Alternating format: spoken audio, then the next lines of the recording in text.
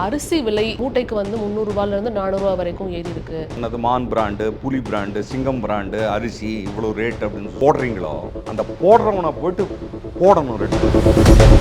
கடந்த ஆட்சியாளர்களுக்கு என்ன பிரச்சனை இருந்தது? ஆனா எதுவுமே செய்யலன்றதுதான். 3,07,000 கோடி ரூபாய் எங்களுடைய பணம். அது கோடிக்கணக்கான விவசாயிகளுக்கு வந்து சேர வேண்டிய தொகை இது. Max Gold, cash for gold. Call 044-4545-4545. குறைந்த விலை நிறைந்த தரம், தங்கள் தேவைகள் அனைத்தும் ஒரே இடத்தில். ஜெயச்சந்திரன். அரிசி விலை மூட்டைக்கு வந்து 300 ரூபாயிலிருந்து 400 ரூபாய் வரைக்கும் ஏறி இருக்கு. அது மான் பிராண்டு, புலி பிராண்டு, சிங்கம் பிராண்டு அரிசி இவ்வளோ ரேட் அப்படின்னு போடுறீங்களோ, அந்த போடுறவனை போயிட்டு போடணும் ரேட். 75 ரூபாய் விற்கிற பொன்னி அரிசி 85, 100 கூட விற்கலாம். ஆனா என்னுடைய நெல்லினுடைய ரேட்டு தான் கூட மாட்டேங்குது. 300 ரூபாய்க்கு நான் வாங்கிட்டு இருந்த பூச்சி மருந்து இன்னைக்கு 1000 ரூபாங்க. 1700 ரூபாய்க்கு வித்துக்கிட்டு இருந்த டயமோனியம் பாஸ்பேட்டும் பொட்டாசியமும் இன்னைக்கு 2700 ரூபாய். என்னுடைய நெல்லுக்கு எவ்வளவு ரேட்டு விற்கணும்ட்டு விவசாயிக்கு வந்து எந்த விதமான அதிகாரத்தையும் எந்த ஆட்சியாளர்களும் கொடுக்கல. ஆனால் என்னுடைய நெல்லை வாங்கிட்டு போயிட்டு குத்தி அது வந்து வச்சுக்கிட்டு இருக்கக்கூடிய அரிசி மட்டும் என்ன ரேட்டுக்கு விற்கணும் அப்படின்னு சொல்லி தனியார் ஒருத்தன் வந்து அதிகாரம் இருக்கு அப்படின்னு சொன்னா கைக்கு வந்தது 1,58,000. என்னுடைய நெல்லுக்கு நீங்க கொடுத்தது 1,08,000. ஒரே ஒரு விவசாயி கிட்ட இருந்து உங்களுக்கு வந்து வந்த லாபம் என்பது 50,000. பற்றாக்குறை அப்படிங்கிறது வந்து இங்க ஆடப்படுற ஒரு நாடகம். அது எப்படி எடுத்துக்கலாம் நாங்க? ஆடப்படுற நாடகம் இதே தஞ்சை மண்ணில், இதே திருவண்ணாமலையில், இதே திருவள்ளூர் மாவட்டத்தில், செங்கல்பட்டு மாவட்டம், காஞ்சிபுரம் மாவட்டங்களில் என்னுடைய நெல் நனைஞ்சிக்கிட்டு இருக்கு. என்னுடைய நெல் வெயிலில் காஞ்சிக்கிட்டு இருக்கு. நெல்லுக்கு அதாவது பற்றாக்குறை என்று சொல்லுவது என்பது பச்சை பொய். வெறும் 10% மட்டும்தான் அரசு கொள்முதல் என்பது நடந்து கொண்டிருக்கிறது. 90% வந்து தனியார் இதுதான் நடந்துக்கிட்டு. நெல் மட்டும் இல்லை, நெல், கோதுமை, கரும்பு, வெல்லம் அரசாங்கம் பண்ண முடியல அப்படின்னா தனியார் பண்ணாலும் அது ப்ராப்பராக மானிட்டரிங் சிஸ்டம் யாருக்கிட்ட இருக்கணும், ஸ்டேரிங் யாருக்கிட்ட இருக்கணும் அப்படின்னு கடந்த ஆட்சியாளர்களுக்கு என்ன பிரச்சனை இருந்தது? ஆனா எதுவுமே செய்யலன்றதுதான். 3,07,000 கோடி ரூபாய் எங்களுடைய பணம். அது கோடிக்கணக்கான விவசாயிகளுக்கு வந்து சேர வேண்டிய தொகை இது. தி 5 மீடியா நேயர்களுக்கு வணக்கம். தற்போது நம்முடைய தமிழ்நாடு விவசாயிகள் சங்க மாநில செயலாளர் துளசி நாராயணன் அவர்கள் தான் இணைந்திருக்கிறார்கள். பேச நிறைய விஷயங்கள் இருக்கு, பேசலாம் சார். வணக்கம். குறிப்பாக இன்னைக்கு வந்து உங்களை கூப்பிட்டதுக்கான முக்கிய காரணம் என்னன்னா, அந்த அரிசி விலை கணிசமாக உயர்ந்திருக்கிறது அப்படின்ற ஒரு பரவலான விஷயம் பேசப்பட்டுட்டு வருதுன்னு பார்க்க முடியுது. ஒரு மூட்டைக்கு வந்து 300 ரூபாயிலிருந்து 400 ரூபாய் வரைக்கும் ஏறி இருக்கு. இதற்கு நிறைய காரணங்கள் சொல்றாங்க. அரிசி விலை ஏற்றத்திற்கான நிறைய காரணங்கள் வந்து பொதுவாக சந்தையில் நம்ம அரிசி வாங்குற அந்த கடைகளில் இருக்கக்கூடியவர்கள் சொல்கிற விஷயங்களை நம்மளால் பார்க்க முடியுது. ஆனால் இது குறித்து நீங்கள் சொன்னால் சரியாக இருக்கும் அப்படிங்கிறதுக்காக தான் உங்களை இந்த இடத்துல நான் கூப்பிட்ருக்கேன். இதுக்கான முக்கிய காரணம் என்ன? அது எந்த புள்ளியில் அந்த அரிசி விலை ஏறுது அப்படின்னு தெரிஞ்சுக்கலாமா? இல்லை, அரிசி விலை ஏறுகிறது அப்படின்னு சொன்னால் அதற்கு வந்து ஆலை முதலாளிகள் சொல்லக்கூடிய காரணங்கள் நெல்லினுடைய உற்பத்தி குறைந்ததனுடைய விளைவாகத்தான் அரிசியினுடைய விலை ஏறுகிறது என்று சொல்லுகிறார்கள். இது இந்த காரணத்தை ஏற்றுக்க முடியல. நெல்லினுடைய உற்பத்தி என்பது குறையவில்லை என்பதுதான் எங்களுடைய பாயிண்ட் ஆஃப் வியூவிலேருந்து நாங்கள் சொல்ல வேண்டியிருக்கு. நெல் ஒரு வேளை உற்பத்தி குறையுது அப்படின்னு சொன்னால் அது எப்போனா அதனுடைய எல்னினோனுடைய பாதிப்பு வந்து அடுத்த வருஷம் தான் தெரியும். இந்த கடந்த 10 ஆண்டுகளில் வந்து இந்த நெல்லினுடைய உற்பத்தி என்பது குறைஞ்சிருக்கா தமிழ்நாட்டில் அப்படின்னா இல்லை. அப்படி உற்பத்தி குறைஞ்சது அப்படின்னு சொன்னால் என்ன, அரிசி விலை ஏறுது. ஆட்டோமேட்டிக்காக அடுத்தது என்னுடைய நெல்லினுடைய விலை ஏறணுமா இல்லையா? ஏறலையே. ஏன் ஏறல? நான் வெறும் 10ஆம் கிளாஸ் படித்தவன். பொருளாதாரத்தில் PhD படித்தவங்ககிட்ட கேளுங்க. ஒரு பொருளுடைய வரத்து வந்து சந்தைக்குள் குறைய குறைய குறைய குறைய அதனுடைய மதிப்பு கூடிக்கிட்டே இருக்கும். இப்போ தக்காளி 10 ரூபாய் விற்குது. இன்றைக்கி கிருஷ்ணகிரியில் இருக்கக்கூடிய விவசாயிக்கு அவனுக்கு போய் சேர்றது 1.5 ரூபாய் தான். என்னன்னா வரத்து அதிகம். வரத்து அதிகமாக விலை என்பது குறைஞ்சிக்கிட்டே இருக்குது. அது வந்து நாளைக்கு குறைஞ்சி போச்சு அப்படின்னு சொன்னால் இதே தக்காளி அடுத்த மாதம் வந்து 1 கிலோ 100 ரூபாய்க்கு விற்றாலும் ஆச்சரியப்படுறதுக்கு ஆள் இல்லை. பருவமழை வந்து சில இடங்களில் வந்து, அதாவது அண்டை மாநிலங்களில் சில இடங்களில் வந்து சரியா இல்லை அப்படிங்கிற காரணத்தினால தமிழ்நாட்டில் இருக்கக்கூடிய சில நேரங்களில் நமக்கு வந்து பற்றாக்குறை இருக்கும். அந்த பற்றாக்குறை நிவர்த்தி பண்ணுறது அண்டை மாநிலங்களான ஆந்திராவும் கர்நாடகாவும் தான். சொல்லுங்க. அங்கிருந்து வர வேண்டிய அந்த நெல் வந்து தமிழ்நாட்டுக்கு வராமல் ஆந்திராவிலேருந்து கர்நாடகாவுக்கு போயிருச்சு. ஸோ அந்த பற்றாக்குறை இங்கே இருக்குது அப்படின்ற ஒரு வாதத்தை முன்வைக்கிறாங்க. ஆந்திராவிலேருந்து ஏன் கர்நாடகாவுக்கு போச்சு? தமிழ்நாட்டு நெல் கேரளாவுக்கு போகுது. சந்தை எங்கெல்லாம் பலமாக இருக்கிறதோ அங்கே தானே வரணும். ஆந்திராவுடைய நெல் வரல, கர்நாடகாவின் நெல் வரல அப்படின்னு சொல்லி பேசிக்கிட்டு இருக்கிறதுன்றது வெறும் பொய்யான காரணங்கள். இது நான் மீண்டும் ஒரு முறை சொல்ல விரும்புகிறது, இந்த பற்றாக்குறை நெல்லுடைய வரவு என்பது குறைய குறைய எங்களுடைய நெல்லினுடைய ரேட்டு வந்து ஏறணுமா இல்லையா? கரெக்ட், அது கரெக்ட், அது கரெக்ட். நான் வந்து 2 ஏக்கரா வச்சுட்டு இருக்கிறேங்க. 2 ஏக்கராவில் எனக்கு 60 மூட்டை நெல் கிடைக்குது. 60 மூட்டை சன்ன ரகத்தில் பிபிடியில் 60 மூட்டை நெல் வந்து ஒரு ஏக்கராவுக்கு 30 மூட்டை, 2 ஏக்கராவுக்கு 60 மூட்டை, 75 கிலோ மூட்டை வந்து 1800 ரூபாய் அப்படின்னு சொல்லிட்டு நான் வந்து ரெடில்ஸ் சந்தையில் எடுத்து போய் விற்கிறேன். அப்போ எனக்கு கிடைக்கிறது எவ்வளவு? 1,08,000 ரூபாய். உங்கள் டிவி பார்த்துக்கிட்டு இருக்கக்கூடிய ஜனங்களுக்கு சாதாரணமாக நகரத்தில் இருக்கிறவங்களுக்கு ரொம்ப புரிகிற மாதிரி சொல்கிறேன். நீங்கள் எடுத்துன்னு போயிட்டு உங்களுடைய ஆலையில் நீங்கள் அரைக்கிறீங்க. ஒரு மூட்டை 75 கிலோ மூட்டை நெல்லை கண்டி நீங்கள் அரைச்சிங்கன்னா 48 கிலோ அரிசி கிடைக்கும். 55 ரூபாய். அப்போ 60 மூட்டைக்கு எவ்வளோ வருது உங்களுக்கு? 2580 கிலோ அரிசி உங்களுக்கு கிடைக்குது. 55 ரூபாய் அப்படின்னு சொல்லிட்டு 2880 கிலோ அரிசியை நீங்கள் வந்து விற்றீங்க அப்படின்னா 1,58,000 ரூபாய் உங்களுக்கு கிடைக்குது. உங்களுக்கு கைக்கு வந்தது 1,58,000. என்னுடைய நெல்லுக்கு நீங்கள் கொடுத்தது 1,08,000. போனால் உங்களுக்கு எவ்வளோ நிகர லாபம்? எவ்வளவு? 50,000. ஒரே ஒரு விவசாயிகிட்ட இருந்து உங்களுக்கு வந்து வந்த லாபம் என்பது 50,000. இதே நான் என்ன கேட்க விரும்புகிறேன் அப்படின்னா, இதே 55 ரூபா அரிசி இப்போ நீங்கள் விற்றுக்கிட்டு இருக்கிறீங்களா 55 ரூபாவுக்கு அப்படின்ட்டு, 45 ரூபாய்க்கு விற்றுக்கிட்டு இருந்தேன் 2 மாதத்துக்கு முன்னாடி. அப்போவும் இதே 1800 தானே எனக்கு கொடுத்துக்கிட்டு இருந்தீங்க. 45 ரூபா அரிசி 55 ரூபா ஆகும்போது நீங்கள் என்ன செய்யணும்? எனக்கு வந்து 1850 ரூபான்றது 2000 ரூபாய்க்கு நீங்கள் என்னுடைய நெல்லுக்கு நீங்கள் தரணுமா இல்லையா? ஏன் தரல? ஏன் வரல? எனக்கு ஏன் வரல? இதுதான் இங்கே இருக்கக்கூடிய கேள்வி. பொன்னி அரிசியெல்லாம் பார்த்தீங்கன்னா ஒரு ஏக்கராவுக்கு வந்து 30 கிலோ 30 மூட்டை வராது, 25 மூட்டை தான் வரும். அதுலேயும் இதே கணக்கு தான். 3000 ரூபாய் அப்படின்னு சொல்லிட்டு 50 மூட்டை நெல்லை வந்து நீங்கள் வாங்கிட்டீங்க அப்படின்னு சொன்னால் 1,50,000 எனக்கு கொடுத்துட்டு நீங்கள் போயிடுறீங்க. அந்த அரிசியை வந்து அரைச்சி நீங்கள் விற்கிறதுனால உங்களுக்கு கிடைக்கக்கூடிய காசு என்பது 1,72,000. இந்த 1,72,000 ரூபாய் உங்களுக்கு வந்துச்சு. என்னுடைய நெல் வாங்கிட்டு போயிட்டு அரிசியாக ஆக்கந்தில் 1,72 உங்களுக்கு கிடைச்சிச்சு. எனக்கு கொடுத்தது 1,50. உங்ககிட்ட இருக்கக்கூடிய லாபம் எவ்வளவு? 22. பிபிடி வாங்கிட்டு போனால் அதில் 50,000, பொன்னி வாங்கிட்டு போனால் 22,000. உங்களுக்கு லாபம் என்னமோ கிடச்சிக்கிட்டு தான் இருக்குது. 60 ரூபாய் விற்றுக்கிட்டு இருந்த பொன்னி அரிசி இன்றைக்கி வந்து 75 ரூபாய் ஜம்ப் ஆகிடுச்சு. 15 ரூபாய் பட்டன்னு எகிரிடுச்சு. எனக்கு வந்து 2,900 ரூபாய் விற்றுக்கிட்டு இருந்த பொன்னி நெல் 3,300 ரூபாய்க்கு விற்கணும் அல்லது 3,200 ரூபாய்க்கு விற்கணும். ஏன் விற்கல? மிகப்பெரிய கேள்வியாக தான். அரிசி விலை நிஜமாலே ஏறி இருக்கு. அதுக்கு என்ன காரணம் அப்படின்னு தெரிஞ்சுக்கிறது தான் இந்த மூல காரணம்.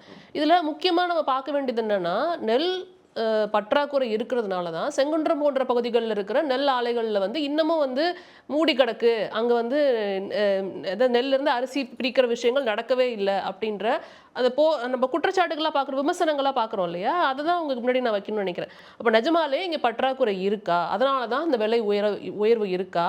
இல்லை பற்றாக்குறை அப்படிங்கிறது வந்து இங்கே ஆடப்படுற ஒரு நாடகமா? அது எப்படி எடுத்துக்கலாம் நாங்கள்? ஆடப்படுற நாடகம் அது.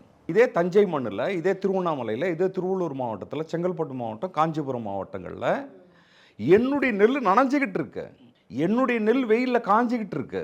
ஆனால் டவுனில் இருக்கிற இந்த ஆலை முதலாளிகள் என்ன பண்ணிக்கிட்டு இருக்கிறாங்கன்னா, என் நெல் கிடைக்கல, எங்களுக்கு நெல் வரல அப்படின்னு சொல்லி பேசிகிட்டு இருக்காங்க. என்ன காரணம் அதுக்கு பின்னாடி? எடுத்துட்டு வாங்க. ஏன் எடுத்துக்க மாட்டேங்கிறாங்க? ப்ரொக்யூர்மெண்ட் வந்து முறையாக நெல்லுக்கு அதாவது பற்றாக்குறை என்று சொல்லுவது என்பது பச்சை பொய். ஏற்றுக்கொள்ளவே முடியாது. அது நீங்கள் இது பற்றாக்குறை அப்படின்னு சொன்னால் நான் சொன்ன மாதிரி வந்து என்னுடைய நெல் வந்து அங்கே காஞ்சிக்கிட்டு கிடக்கு. அதை எடுத்து வந்து சேர்க்க வேண்டிய பொறுப்பு யாரு? இல்லை, அதில் என்ன தடங்கள்னு கேட்குறேன். ப்ரொக்யூர்மெண்ட்டில் என்ன பிரச்சனை? இதில் இன்னொரு கேஸ் நம்ம பார்க்க வேண்டியது இருக்குது. டெல்டா மாவட்டங்களில் பயிரிடப்பட்ட அந்த ஏக்கரோடைய பரப்பளவு வந்து குறைஞ்சிருக்கு. அதுவும் ஒரு காரணம் அப்படின்லாம் சொல்கிறாங்க. ஆனால் பற்றாக்குறையெல்லாம் இல்லை அப்படிங்கிறது அரசு தரப்போடைய வாதமாக இருக்குது. பற்றாக்குறையெல்லாம் கிடையவே கிடையாது.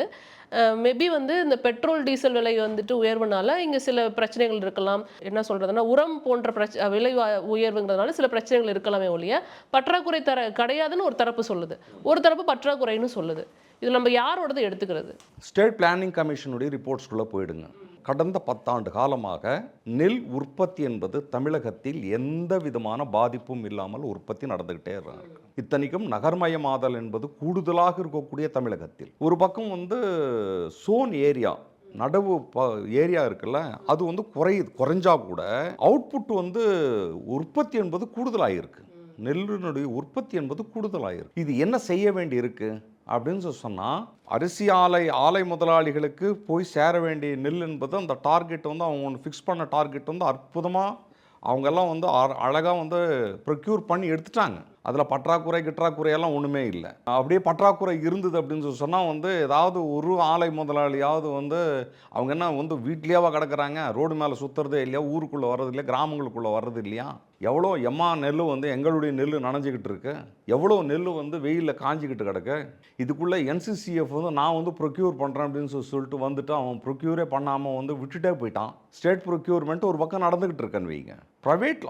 ஸ்டேட் ப்ரொக்யூர்மெண்ட் வந்து மாநில அரசு கொள்முதல் செய்ய வேண்டிய நெல்லை மேலும் கூடுதலாக்கப்பட வேண்டும் என்பதுதான் எங்களுடைய வாதம். அதற்குரிய உள்கட்டமைப்பில் சில பலவீனங்கள் இருக்கிறதுனால இப்போ இந்தியா ஃபுல்லாக நீங்கள் ஒரு கணக்கு எடுத்து பாருங்க, நெல்லினுடைய ஒட்டுமொத்த கொள்முதலில் அரசுடைய பங்கு எவ்வளவு, அந்தந்த மாநில அரசுகளுடைய பங்கு எவ்வளவு, எதுவாக இருந்தாலும் வெறும் 10% மட்டும்தான் அரசு கொள்முதல் என்பது நடந்து கொண்டிருக்கிறது.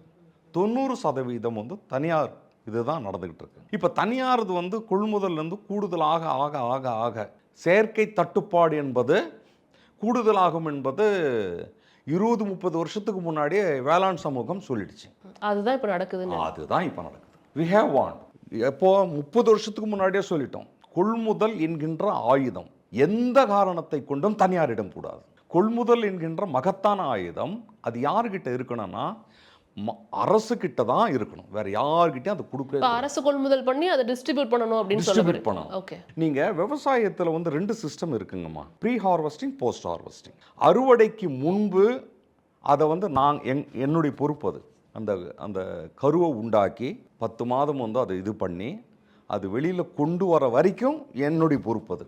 அது குழந்தையா வந்து எடுத்து கையில் வச்சுக்கிட்ட பிறகு அது யார் கொண்டு போயிடணும் அப்படின்னு சொன்னால், தனியார் கொண்டு போகணுமா அல்லது வந்து அரசு கொண்டு போகணுமானா அரசுக்கிட்ட தான் இந்த தானியம் என்கின்ற குழந்தைய நான் வந்து அழகாக பத்திரமாக கொடுத்துருவேன் நான். அதுக்கு பிறகு அது வந்து இந்த ஊசி போடுறது, மற்றது போடுறது, தடுப்பூசி போடுறது, எல்லா ஆகாரமும் கொடுக்கறது, பால் கொடுக்கறது, பதம் கொடுக்கறது எல்லாமே வந்து அது செய்யணும். அறுவடைக்கு பின்பு அப்படின்றது என்ன, என்னுடைய தக்காளி இப்போ 8 ரூபா 10 ரூபா, நான் 2 மாதம் கழித்து அது வந்து 100 ரூபா ஆகலாம். ஆனால் என்றைக்குமே 50 ரூபாவாக, என்றைக்குமே 40 ரூபாவாகத்தான் இருக்கணும் அப்படின்னு சொன்னால் என்ன செய்யணும் அப்படின்னு சொன்னால், அதை வந்து பதப்படுத்தக்கூடிய கொடவுன்ஸ் இருக்கணும், வேர் ஹவுசஸ் இருக்கணும், ஏர் கண்டிஷன்ட் வேர் ஹவுசஸ் இருக்கணும். இது வெறும் நெல் மட்டுமல்ல, நெல், கோதுமை, கரும்பு, மற்றது, வெல்லம், மிளகா, பச்சை மிளகா, காஞ்ச மிளகா, தக்காளி, வெங்காயம் எல்லாத்திலுமே சகலத்தையும் யார் செய்யணும் அப்படின்னு சொன்னால் வந்து இது பண்ணணும், அரசாங்கம் பண்ணணும்.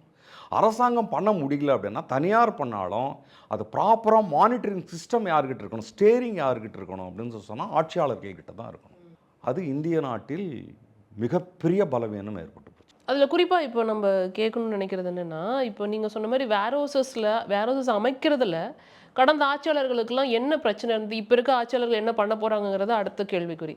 கடந்த ஆட்சியாளர்களுக்கு என்ன பிரச்சனை இருந்தது, அது என்ன பிரச்சனை இருந்ததுன்னு அவங்க தான் சொல்லணும். ஆனால் எதுவுமே செய்யலன்றது தான். கொள்முதல் செய்த அரிசியை பாதுகாக்கக்கூடிய அம்சத்தில், அதை பதப்படுத்தக்கூடிய அம்சத்தில், ரீடிஸ்ட்ரிபியூட் பண்ணுறதுல, இதில் வந்து அதுவும் அதுதான் வெறும் 10% தான். ப்ரொக்யூர்மெண்ட் வந்து வெறும் 10% தான். அது இன்னொரு இன்டர்வியூவில் தனியாக டீட்டெயில்டாக பேசலாம். அந்த டிபிசி இருக்குது, டிபிசி கொள்ளை சம்மந்தமாகவே வந்து ஒரு 3/4 மணி நேரம் 1 மணி நேரம் பேசலாம். கண்ணுக்கு தெரிஞ்ச பளிச்சன் பல 1000 கோடி ரூபாய் போயிட்டே இருக்குது டெய்லி. இதில் வந்து அதில் ஏற்பட்டிருக்கக்கூடிய பலவீனம் தான் இந்திய நாடு முழுவதும் 3 லட்சம் கோடி ரூபாய் எனக்கு நியாயமாக வர வேண்டிய, எங்கள் வேளாண் சமூகத்திற்கு நியாயமாக வர வேண்டிய, நெல்லில் மட்டும்தான் நான் சொல்கிறது, 3,07,000 கோடி ரூபாய் இது எங்கே போயிருக்கு, மடைமாற்றம் செய்யப்பட்டிருக்கிறது. இது சில ஒரு நூற்றுக்கணக்கான முதலாளிகள் மட்டும்தான் இந்த லாபி எடுத்துன்னு போயிடுச்சு. எங்களுடைய பணம் அது, கோடிக்கணக்கான விவசாயிகளுக்கு வந்து சேர வேண்டிய தொகை இது. இப்போ நீங்கள் சொல்கிற மாதிரி தனியாக விவாதிக்க வேண்டிய ஒரு விஷயம். ஆமாம், இந்த நெல்லினுடைய வரவு குறைவு இது வந்து 2026 2027 வேணும்னா ஒருவேளை அவங்க சொன்னால் ஏற்றுக்கலாம். எல்னினோனுடைய தாக்கம் என்பது இந்த வருஷம் ஸ்டார்ட் ஆச்சுன்னா அதனுடைய இம்பேக்ட், அதனுடைய தாக்கம் வந்து அடுத்த வருஷம் தான் தெரியும். அது இப்போ சொல்லக்கூடாது. 2026 மார்ச்லேயே இவங்க சொல்கிறதுக்கு ஆரம்பித்தாங்கன்னா என்ன நியாயம் அது? அப்போ இந்த விலையேற்றத்துக்கு காரணம் நீங்கள் சொல்கிற மாதிரி ஒரு ஃபேக் டிமாண்டை ஏற்படுத்துறது தான் அப்படின்ற ஒரு வாதத்தை நீங்கள் முன்வைக்கிறீங்க. அதற்கு என்ன தேவை இருக்குன்ற ஒரு கேள்வி வருதுல்ல இங்கே.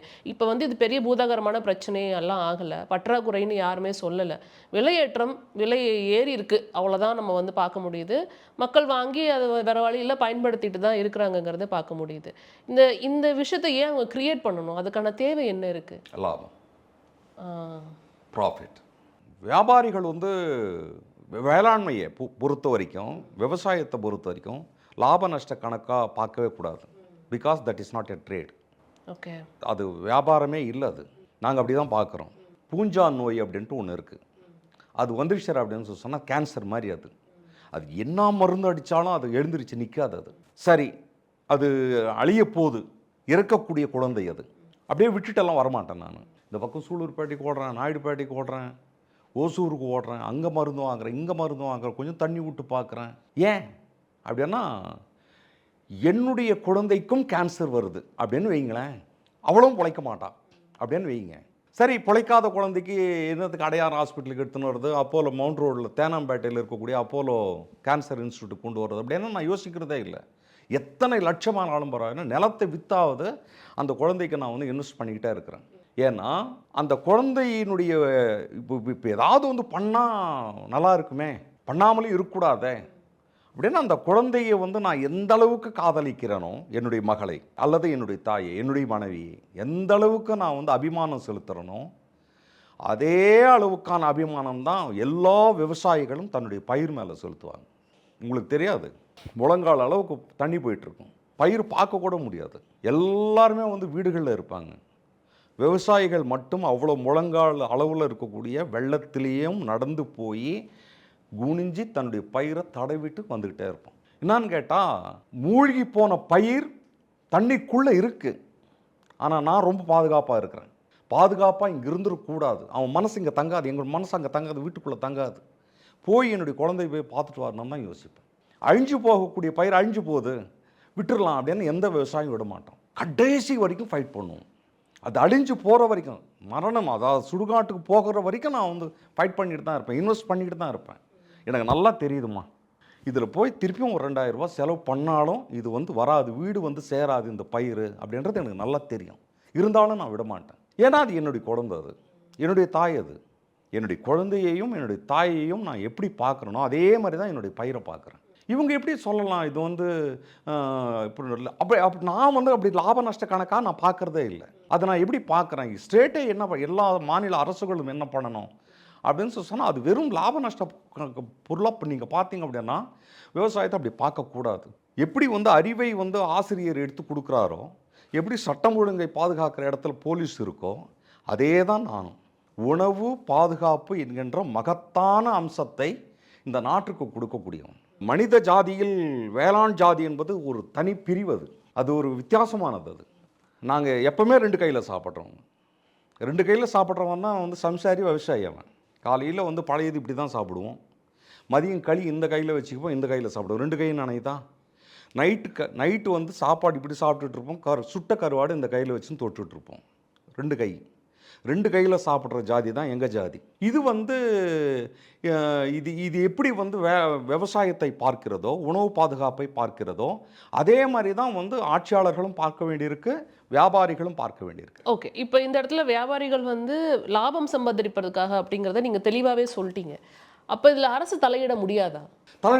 தலையிடலாம் அப்படின்னு சொன்னால், நான் ஏற்கனவே சொன்ன மாதிரி எல்லா கொள்முதலையும், வேளாண் உற்பத்தி பொருட்களுடைய கொள்முதல் என்கின்ற மிகப்பெரிய ஆயுதத்தை எந்த காலத்து கொண்டும் தனியாரிடம் கொடுக்கக்கூடாது. முழுக்க 100% அது தேங்காயாக இருந்தாலும் சரி, கரும்பாக இருந்தாலும் சரி, அல்லது நெல்லாக இருந்தாலும், கோதுமையாக இருந்தாலும், வேர்க்கடலையாக இருந்தாலும், எள்ளாக இருந்தாலும், எதுவாக இருந்தாலும் மொத்தமே நீ கொள்முதல் பண்ணு, நீ பாதுகாப்பு பண்ணிவிட்டு நீ வந்து விநியோகம் பண்ணு.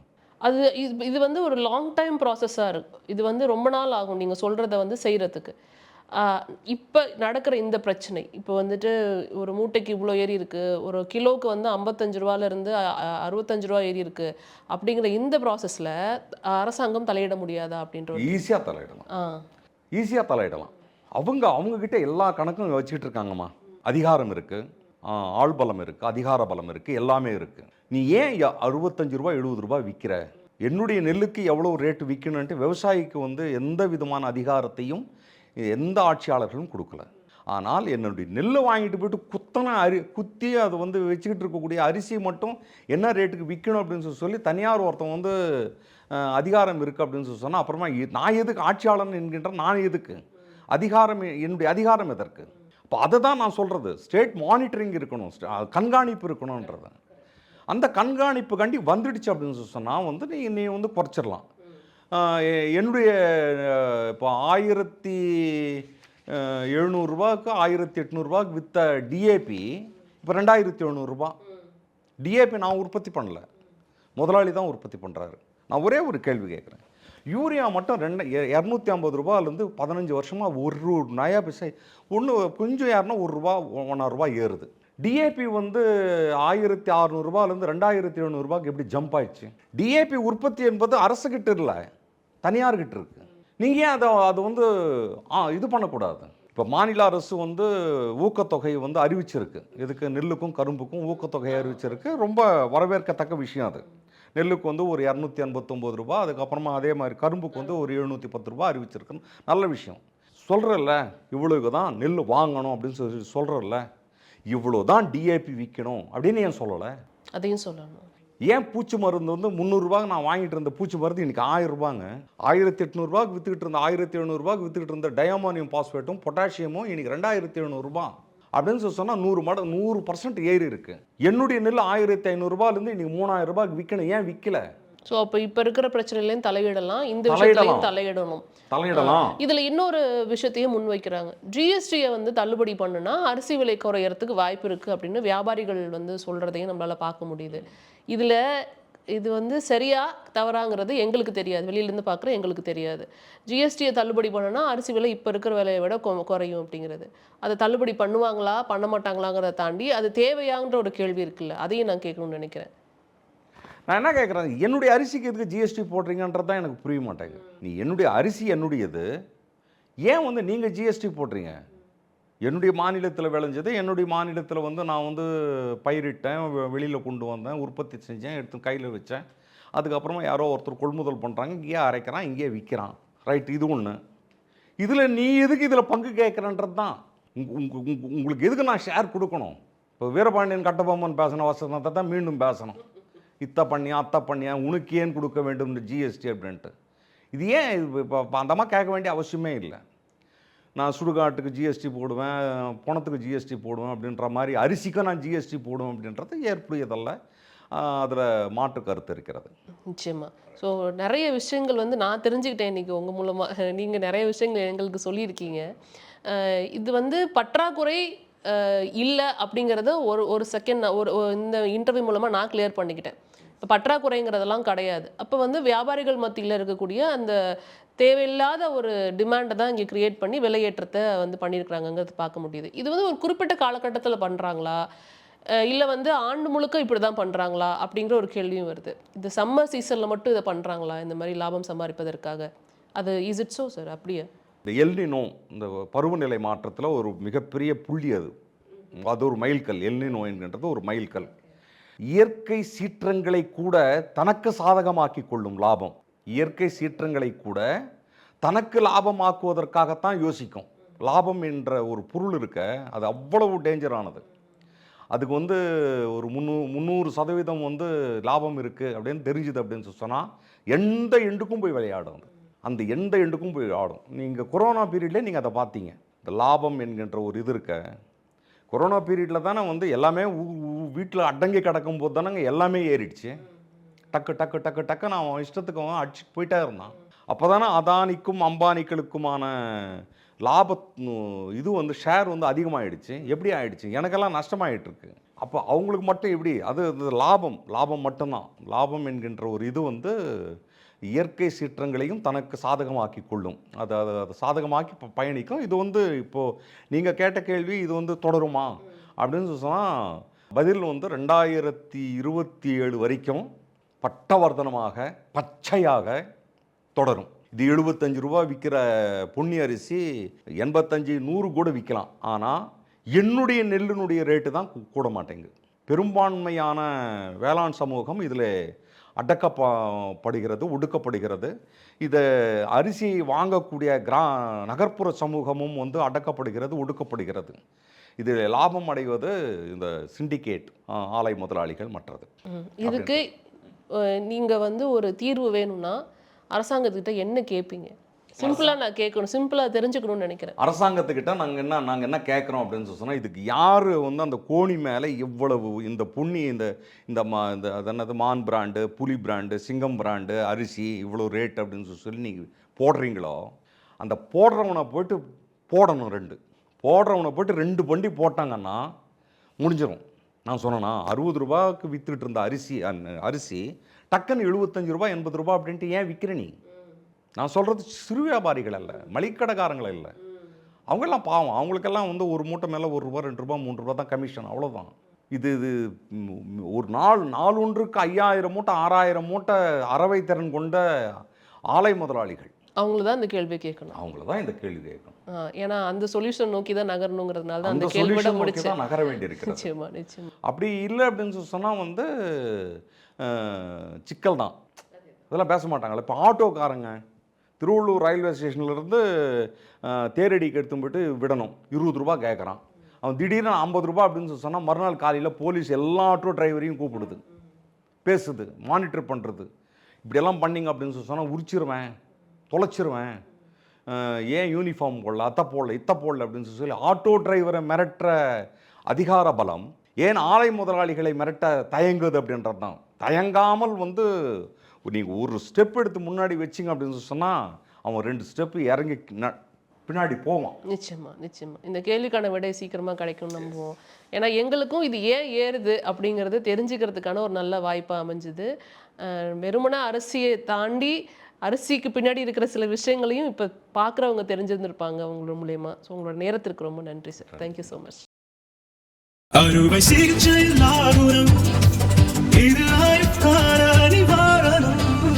Dr. Srivarmas. Holidays nale adu nama GT Holidays da. GT Holidays, South India's #1 travel brand. You know you are special when you're with GT Holidays.